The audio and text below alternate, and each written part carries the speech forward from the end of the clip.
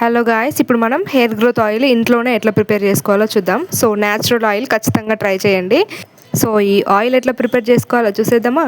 దీనికోసం మనం ఒక గిన్నె తీసుకొని మనం రెగ్యులర్గా యూస్ చేసే కోకోనట్ ఆయిల్ అయితే తీసుకోవాలి. నేను ఇక్కడ పారాషూట్ కోకోనట్ ఆయిల్ తీసుకున్నాను. దాంట్లోకి ఇప్పుడు మనం కలోంజీ, మెంతులు, మందార పూలు అండ్ మందార ఆకులు అయితే యాడ్ చేసుకోవాలి. తర్వాత కొంచెం కరివేపాకు వేసి ఒకసారి కలిపేసి అవి బాయిల్ అవ్వనివ్వాలి.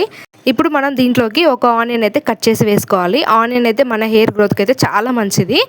ఇవన్నీ యాడ్ చేసిన తర్వాత ఒకసారి కలిపేసి వదిలేసేయండి. సో ఆయిల్ అయితే బాయిల్ అవుతుంది. ఇంకా అప్పుడు మనకి కలర్ చేంజ్ అవుతుంది కదా, సో ఆయిల్ రెడీ అయినట్టు.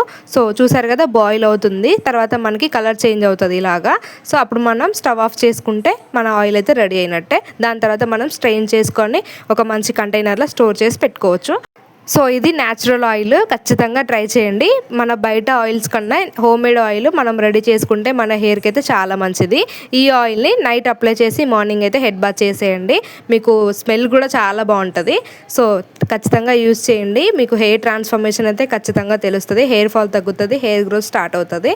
సో వీడియో నచ్చితే మాత్రం లైక్ చేసి సబ్స్క్రైబ్ చేసుకోండి. See you in the next video. Bye bye.